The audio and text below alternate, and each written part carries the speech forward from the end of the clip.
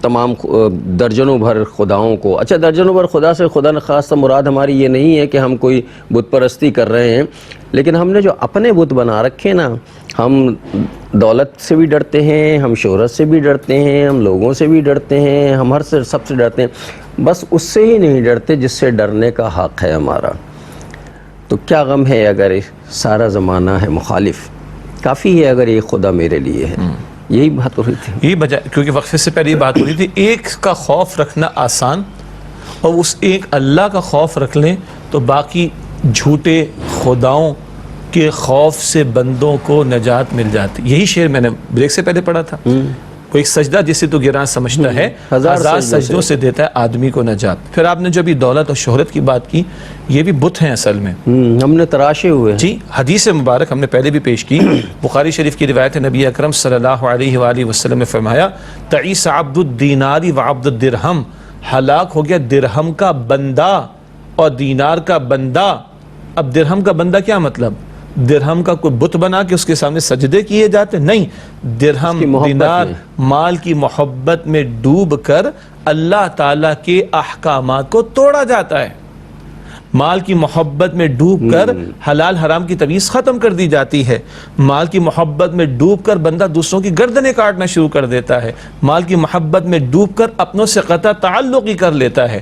سورہ زلزال کی آیت پیش کی گئی تھی نا، یومئذ تحدث اخبارہا.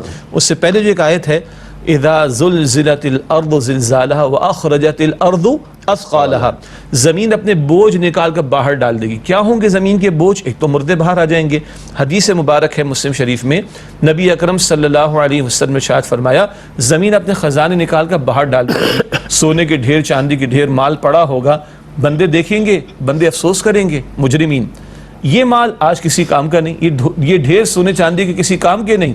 حالانکہ آج تو سونا بڑا مہنگا چل رہا ہے جی، چاندی بڑی مہنگی چل رہی ہے. کل ایک مسئلہ ایک صاحب کو بتانا تھا تو میں نے تو پرانا ریٹ کوئی 1500-1600 روپے کہہ دیا. کمیاں چیک کر لو، 2500 روپے سے اوپر ہو گئی یہ چاندی، اور سونا تو 2 لاکھ پتہ نہیں کتنے ہزار سے اوپر چلا گیا. خیر، یہ جب ڈھیر بندہ دیکھے گا، مسلم شریف کی روایت ہے، افسوس کرے گا اس مال کی وجہ سے قتل کیا، اس مال کی وجہ سے میں نے چوری کی، اس مال کی وجہ سے میں نے قطع تعلقی کی، آج یہ مال میرے کسی کام آنے والا نہیں. شہرت کا بت ہوتا ہے. بعض لوگ فیم کے بھوکے ہوتے ہیں اور وہ شہرت اور فیم کی خاطر اللہ کے احکامات کو توڑ دیتے، معاذ اللہ. یہ کیا ہے آخر؟ تو دولت کا بت اور شہرت کا بت اور مال کا بت اور کرسی کا بت وغیرہ وغیرہ، اور یہ ہر ایک کے اندر کہیں نہ کہیں رکھا ہوا ہے. جب تک یہ بتوں کو نہ توڑا جائے اور ان پر پیشے نہ چلائے جائیں، توحید کے تقاضے پورے ہو نہیں سکتے. اچھا جب تک ان چیزوں کی محبت رہتی نا، شہرت کی محبت بڑی بری چیز ہوتی ہے شہرت. اور ہم ساری زندگی جو ہے، کچھ لوگ جو ہیں وہ صرف شہرت کے حصول میں صرف کر دیتے، پوری عمر گنوا دیتے ہیں، رات دن ایفرٹس کرتے ہیں، اور انجام یہ ہوتا ہے کہ جیسے ہی ہمارا سانس نکلتا ہے تو سب سے پہلے ہماری شہرت جاتی ہے. لوگ ہمارا نام بھی نہیں بھول جاتے، سب سے پہلے ہمارا نام جاتا ہے. لوگ یہ نہیں کہتے کہ فلاں صاحب، کوئی صاحب اگر بنے تو یہ نہیں کہتے کہ بھائی سلیم صاحب کہاں ہیں انہیں لے آؤ، بلکہ کہتے ہیں وہ ڈیڈ باڈی کہاں ہے، جی میت کہاں ہے، نام نہیں لیتے. ہاں. اور ڈاکٹر صاحب آپ تو سانس نکلنے کے بعد کہہ رہے ہیں نا، بات کڑوی محسوس نہ ہو، میں معذرت چاہتا ہوں. کبھی تو اولاد بوڑھے ماں باپ کو بوجھ سمجھتی ہے، گھر سے نکالتی ہے، اولڈ ہاؤس میں ڈالتی ہے. کل تک باپ اپنا پیٹ کاٹ کر فیسیں بھاری بھاری بھر رہا تھا تو اولاد کے لیے باپ بہت کچھ تھا.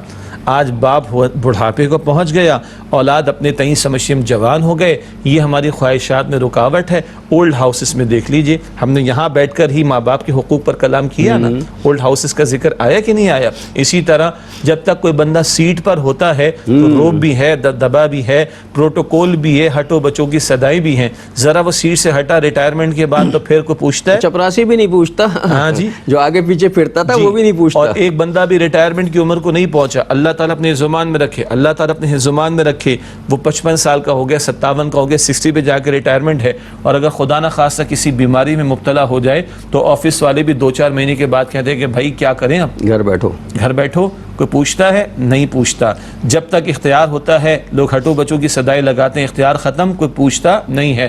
جب تک کوئی کسی کے کام آنے کی پوزیشن میں ہوتا ہے کہ اس کی پی آر ہے، یہ سورس لگا سکتا ہے کیونکہ پوزیشن پر بیٹھا ہے، یہ فلاں جگہ بیٹھا ہے، یہ فلاں عہدے پر بیٹھا، تب تک لوگ ہٹو بچوں کی صدائیں لگاتے ہیں. اس کے بعد کیا؟